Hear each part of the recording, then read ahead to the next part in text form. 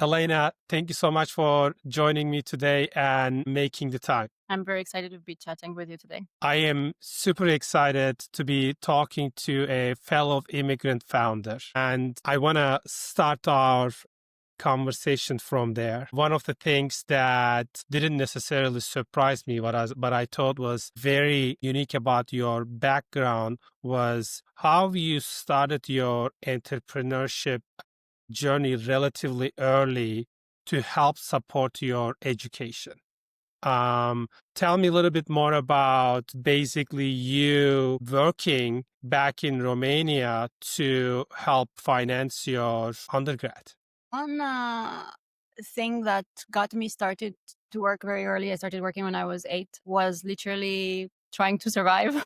It was driven out of survival, not out of any other grandiosity or need of anything else. My parents could barely pay the bills for the rent, and food was always scarce. We didn't have anything left for buying things, supplies for school, or paying the dues at school, because it's a public system in Romania, but you still need to participate in the school expenses, things like chalk or books, etc. So there's still money that is needed there. So I just wanted to pay for my books and my notebook and my pencil. So that's how I started very early on. How do you think that period of life basically influenced who you are today? And, now you being the co-CEO of a prominent tech startup here in the US. I probably have a lot more, not grit, but I can go on and grind or hustle or whatever it's called for a lot longer than most people and not feel the pain of it. So I can be 12 hours at my computer and think it's the most fun I've ever had. And it comes from that really resilience as a kid. Yeah. Okay. Um, I completely agree with you. Delaying gratification is one of the most, difficult parts of the journey. You have done that throughout your life. I, Yeah, I, please go ahead. I would add that there's something else that I haven't realized until this very moment is that in my case, I feel extremely fortunate right now to call this my work when for me, when I was a child, being at my computer was the most fun I would ever have because there were so many things hard around me that I would associate the computer with the best part of my day. And now I can't believe my luck that this is actually my job and I don't have to suffer. I don't have to starve. I don't have to worry about the roof over my head, and the basics are taken care of. And Mhm. the result for me, it's a lot less about the destination per se, and the journey itself is a lot more fun, and it came from that kind of appreciation of the basics. That's something that I struggle with at times, enjoying the journey. Are you able to focus on the journey and really enjoy where you are today? 1,000%. Without it, I would not be able to be a company. Any tips, tricks for other founders like me who at times struggle with that, and I find myself moving the goalpost all the time. There Mm. is no it's always moving ahead, and just like I find myself focusing on the next thing rather than really feeling grateful for where I am.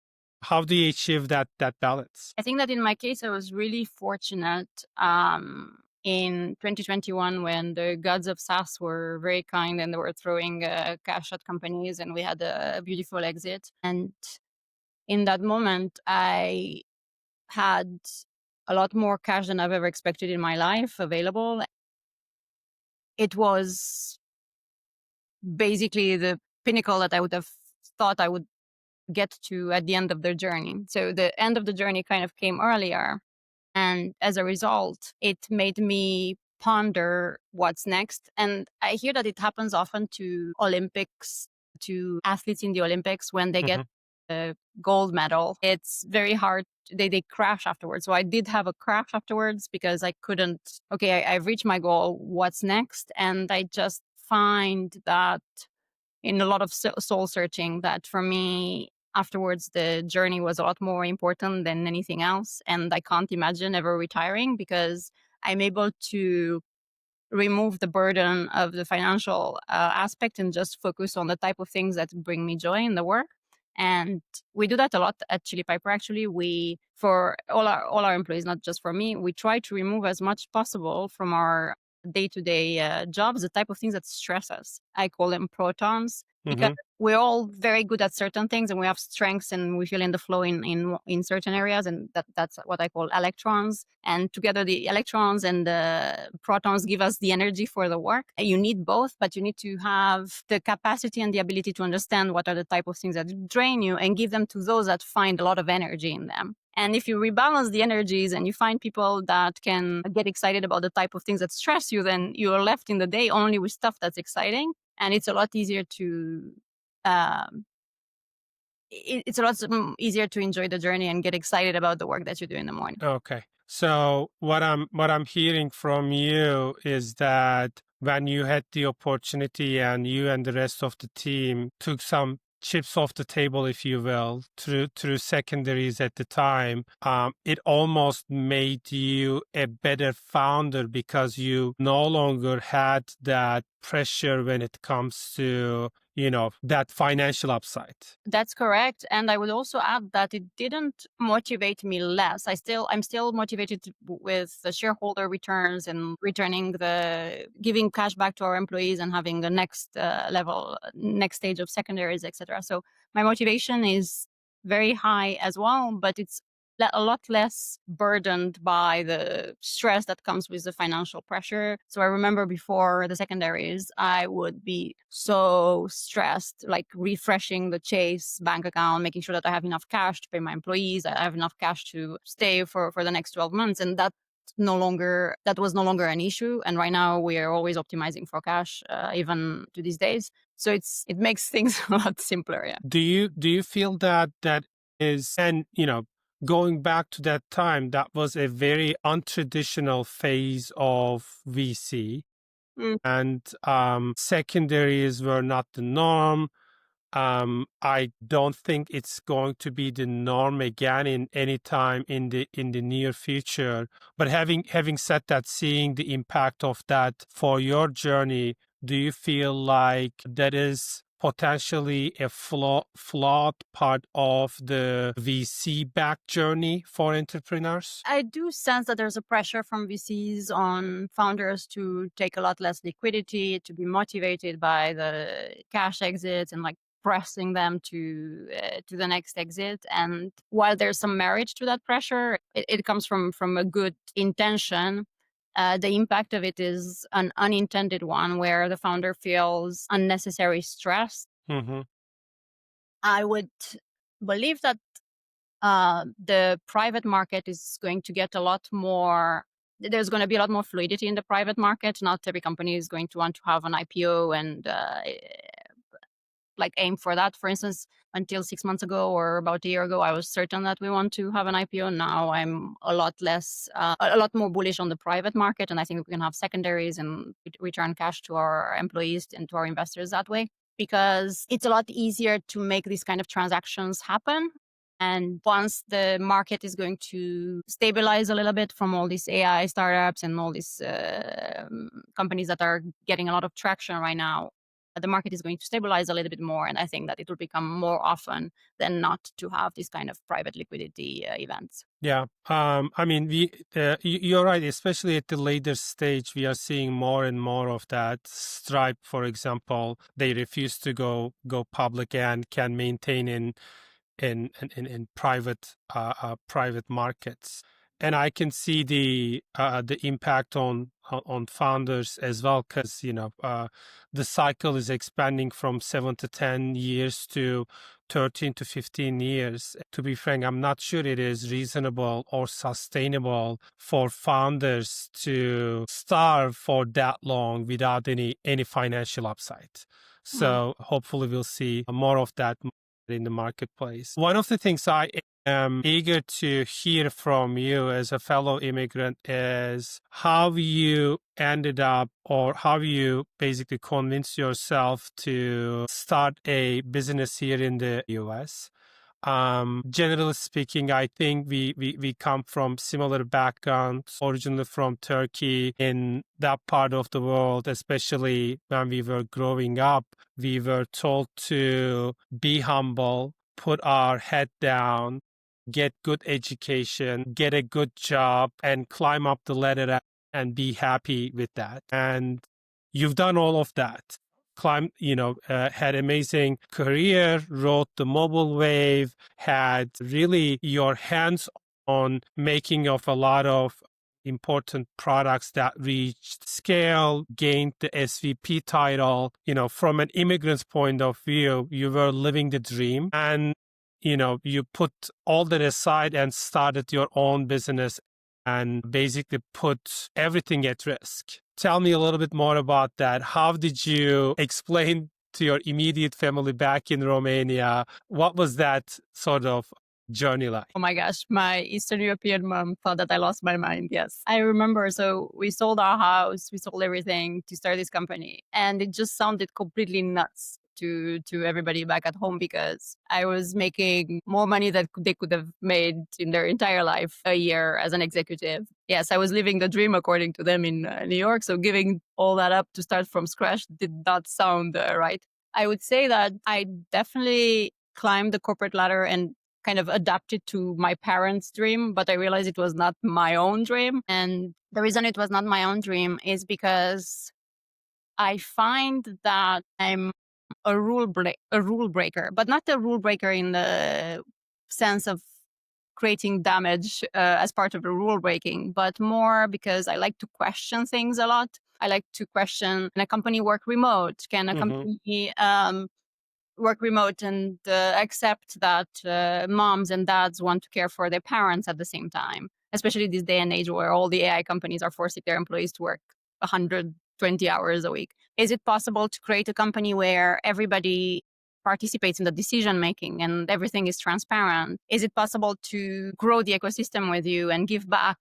At the same time, I help my competitors. I probably am the most unorthodox entrepreneur out there. And as a result, I driven a lot more by curiosity of what the rule breaking does to the society and the ecosystem, more than financial gain, more than gaining ego and power for myself. I'm just hyper curious what happens if you break the rules that are considered good company ethos.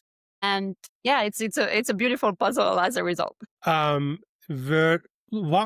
made you to realize that you weren't living your own dream, but your parents? Tell me a little bit. Like, that sentence really resonates with me, and probably many others who come from our part of the world. What was that moment, or what was that thing that sort of helped you get that realization? It was mostly because I was a very miserable employee, even though I was getting the right results and I was making my boss happy. Myself, I had a really hard time waking up in the morning and going to work. And the reason for it is because I'm just driven a lot more and energized by, I was telling you at the beginning that I look at protons and electrons are the things that energize me. And the type of things that energize me are very unusual. I love building things. I love building software. I love software probably a lot more than most people. And in these organizations, once you get to a certain level, to an SVP or C level,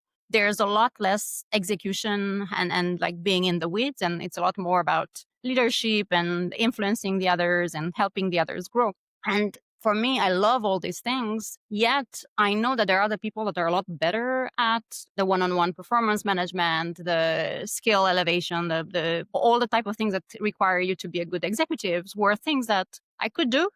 I wasn't bad at it. I wasn't the best at it, but they were draining me. And I kept wondering, well, if I were to rewrite my job description and I would just be participating as an individual contributor and just building software, nobody in their right mind would say, yeah, that sounds like an SVP role in this kind of organization. So I figured that I will never find out unless I rewrite the script myself. I see. You have built a very unique company. You guys are globally remote. And when you started your journey, remote wasn't necessarily the trend. You are leading, you started the business with your husband. You are co-CEOs. You have a very asynchronous and flat decision-making process at Chili Piper.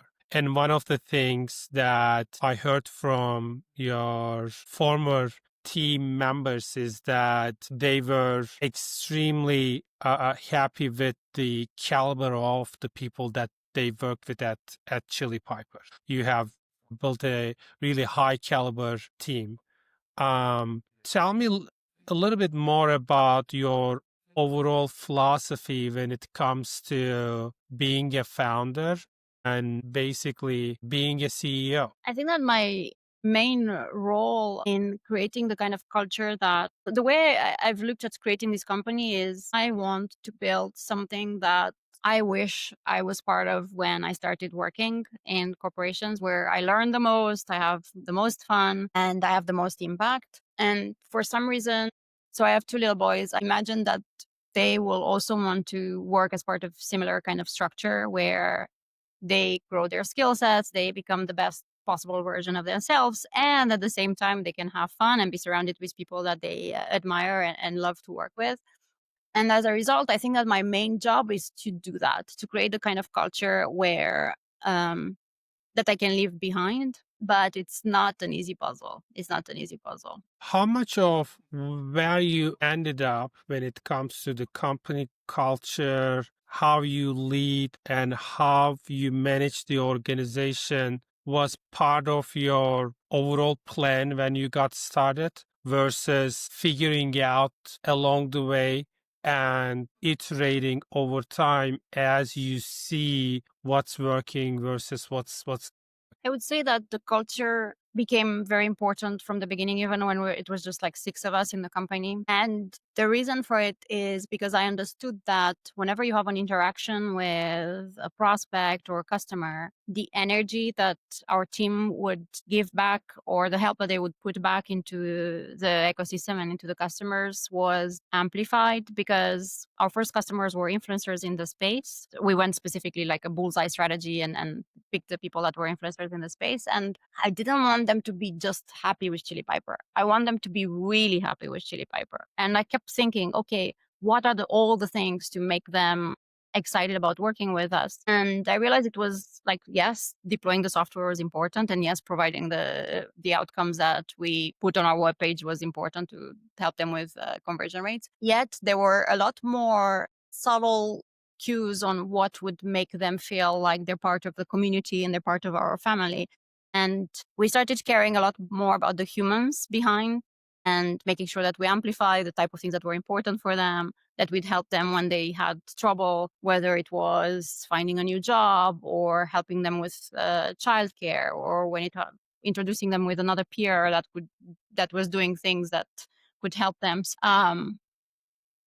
We started doing that even when we were six, and it's not about writing the values and say this is what Chili Piper cares about. It was more about the actions that I was taking to give myself as an example to the others, and I would go on customer calls and customer support and onboarding and on the engineering front to make sure that I was the first example that I could, in the army, I was the general who was fighting with a team and in the battle myself, and I could give myself an example. And that was important for me from the beginning. How about your current, basically, asynchronous flat decision-making process? So, can you tell us a little bit more about how you ended up where you are today when it comes to implementing that decision-making process? It's very difficult. So we're very transparent about everything, how much cash we have in the bank, with the runway, churn rates, everything is out in the open. All our board decks are available to everybody.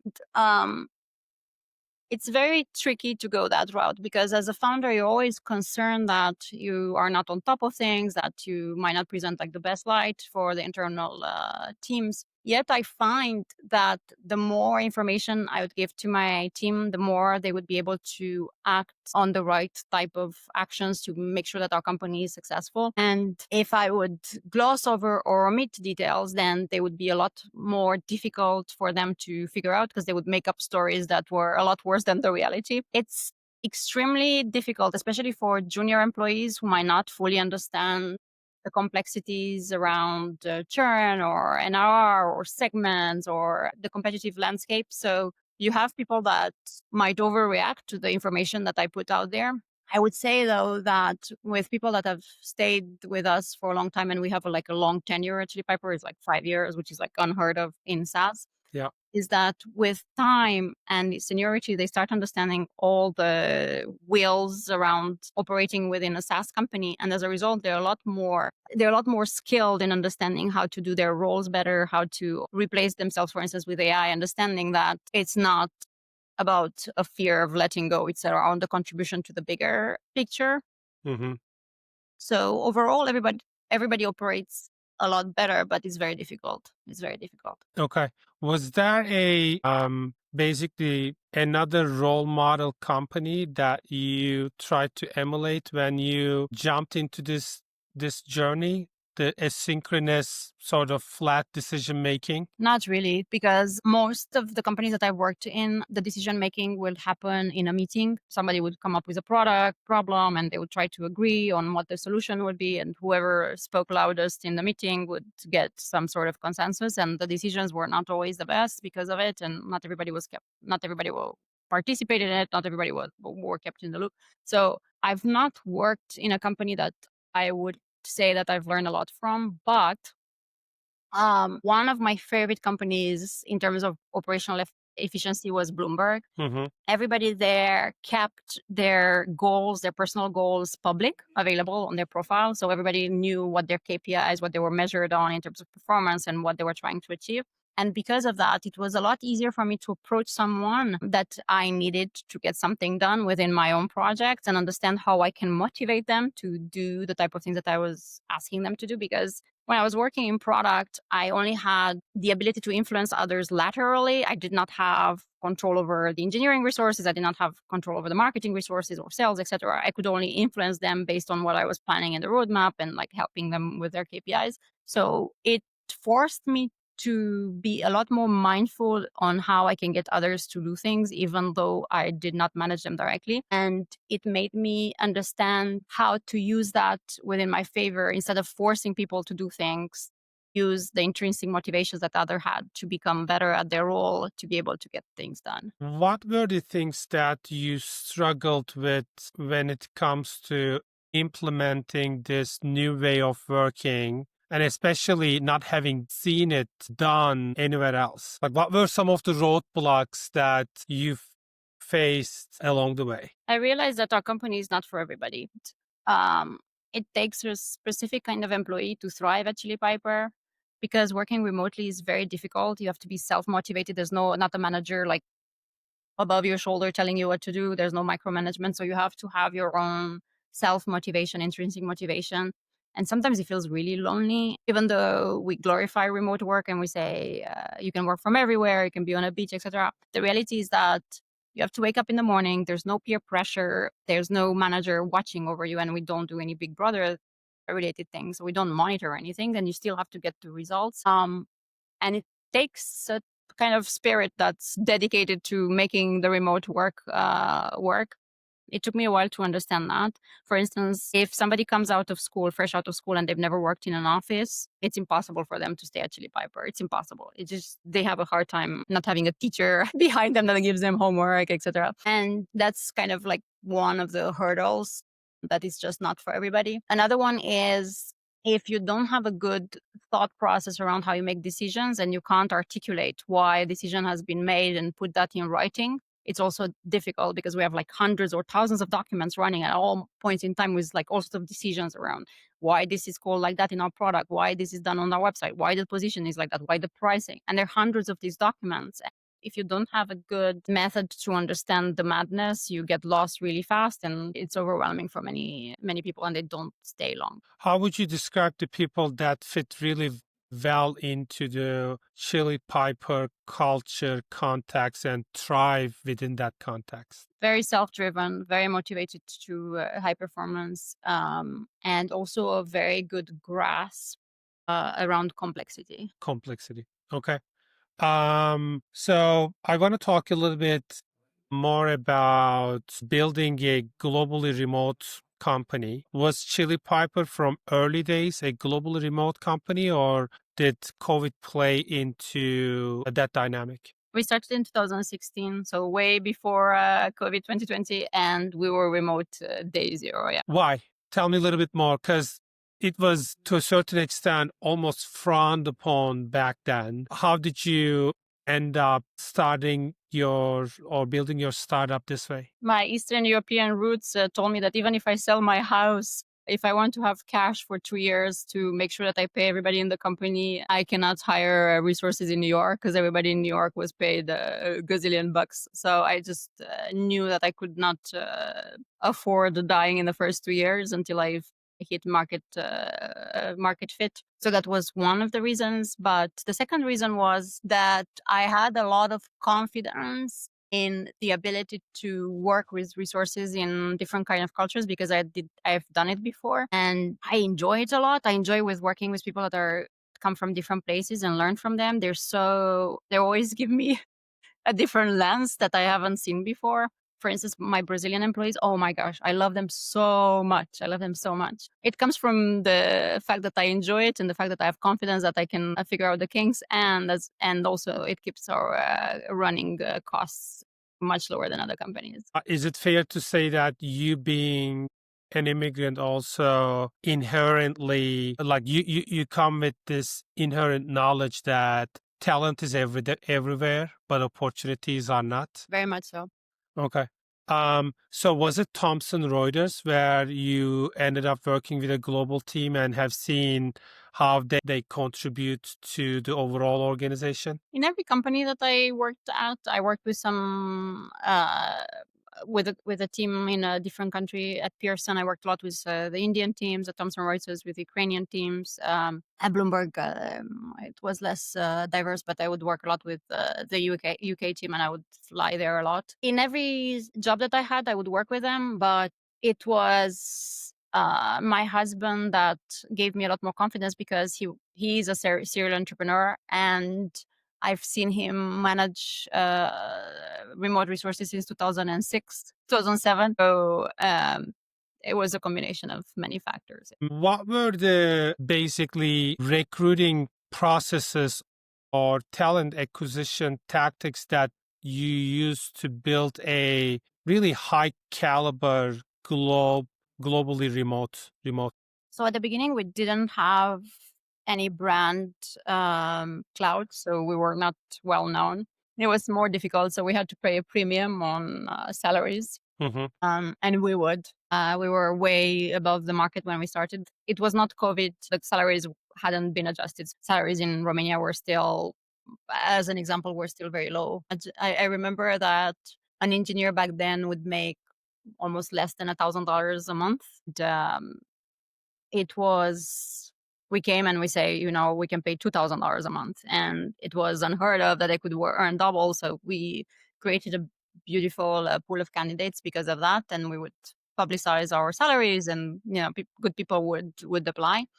In the meantime, the salaries have normalized a bit. It's no longer feasible to have that kind of premium, but we still pay above market in most of these regions. It's a brand that people are very happy to have represented. I often see in LinkedIn alumni from Chili Piper writing ex Chili Piper because they know there's brand value from it. Yeah. Help me better understand your specific recruiting criteria. Other than working with high agency, intrinsically motivated people, what do you look for? And also, how do you ensure that you are onboarding that type of people that will thrive in your unique context? I would say that besides these two things, obviously there are the skill sets of making sure that they can work in their role, that they have the right experience. We hire a lot of people that are experienced, rarely on the junior side, because we know that they can't thrive. We want to make sure that they have the experience relevant for the role. But there are two other things that we care for in people, maybe three things. One, it's probably unusual, but something that I personally care about is that people are really passionate about the jobs that they're doing, and they're not there just to make a paycheck. Because long term, while short term, yes, like you do whatever you need to do to survive and you take whatever job comes your way, and that's fine. But long term, people get burned out if they're on the wrong path, and it's wrong for them, it's wrong for us, it's wrong for everybody. So I look for people that have figured out what makes them happy, what gets them passionate, what gets them spark, and I pay attention to hire for that. That's something that I really can't work with people who don't love their job. I just can't. It drains me, it drains everybody around them. It's just very difficult. The other thing is that I look for people who really care about giving back and they're compassionate. They don't do things just to feed their ego or to feed their to feed their ego. They do things because they care about leaving an impact behind and they care about helping others. It's just more, there's a lot more pleasure from that because we all help each other and we try to collaborate to help one another better, as opposed to like holding each other back just because we want to win. So it makes things more fun. And then there's the third component of it. Irrespective of the role, even if they come in sales or they come in content creation, we pay a lot of attention to them being very tech savvy, Mhm. understanding even the basics of how JavaScript works or how a JSON file works and things of this nature because of the nature of the business that we're in. Okay. One of the things that I found most intriguing about you was the fact that you took over marketing for an extended period of time. Can you tell us more about why did you choose that and what was the context at the time that led you to make that decision? I have to bring some context to that. I am a complete geek, so I come from. I could have probably been a very happy developer. So from my engineering background, I've never had a pipeline pressure. I never had a quota to fill. I've never had the kind of stress that the GTM executive has. Even though Is it fair to basically portray you as a technical founder? I am very much so, like the equivalent of Dharmesh HubSpot. That's me, and I would be able to, as an engineer, solve for the problem that a GTM team has, and as a product manager, I would be able to solve for any audience problems. And I had a good track record of building the right products and understanding and putting myself in my user shoes. However, I felt very ill-equipped to continue actually Piper without having a super good understanding of the role of a CMO because I hired two heads of marketing and I had failed at empowering them to succeed. And I just couldn't understand why. And I couldn't understand also why most CEOs fire their CMOs so fast and the tenure is so short. I felt like I was going bananas.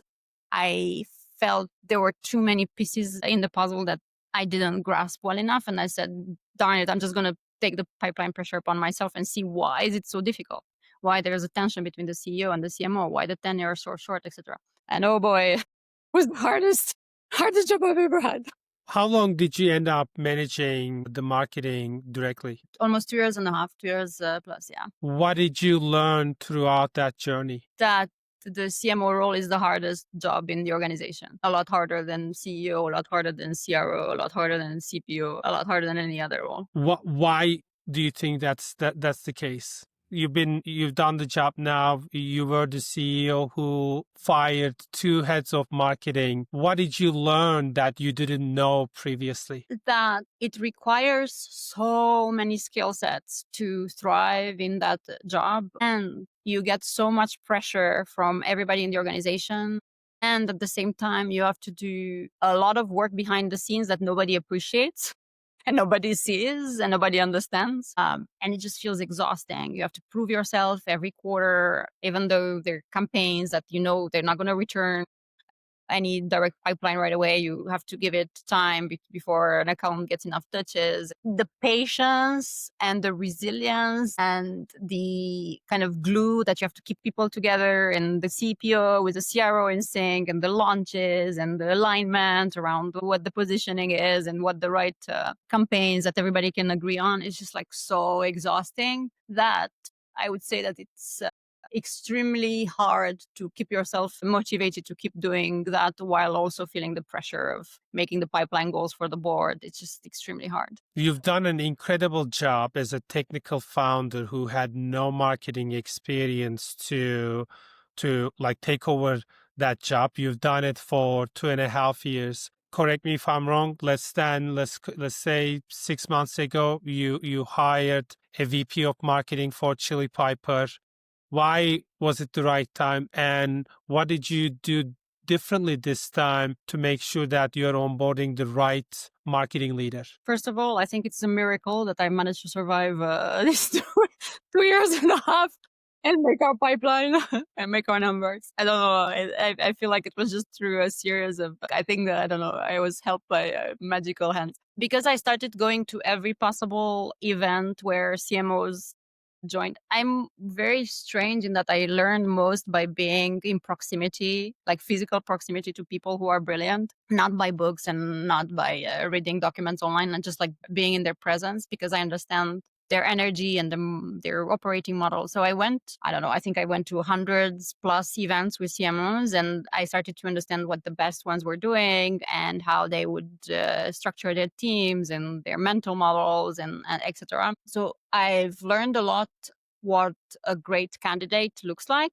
And I started to understand a lot more what our company needs because every company is very different. And I knew that what we were good at Chili Piper were attention. We're really good at capturing the attention. And we're also really good at the orchestration behind the scenes because I'm very technical. I can understand how to operationalize all the technical stuff behind that usually takes a long time in any organization. What I needed was someone who had the right mental model and the patience to grow and the channels and create that predictable machine and have the patience to do the orchestration and talking to all the people. So I became very mindful of what I needed. And I started to talk to hundreds of candidates and interviewing them without them even knowing that I'm interviewing them, asking like a million questions, everybody. And eventually I found the right one. That's amazing.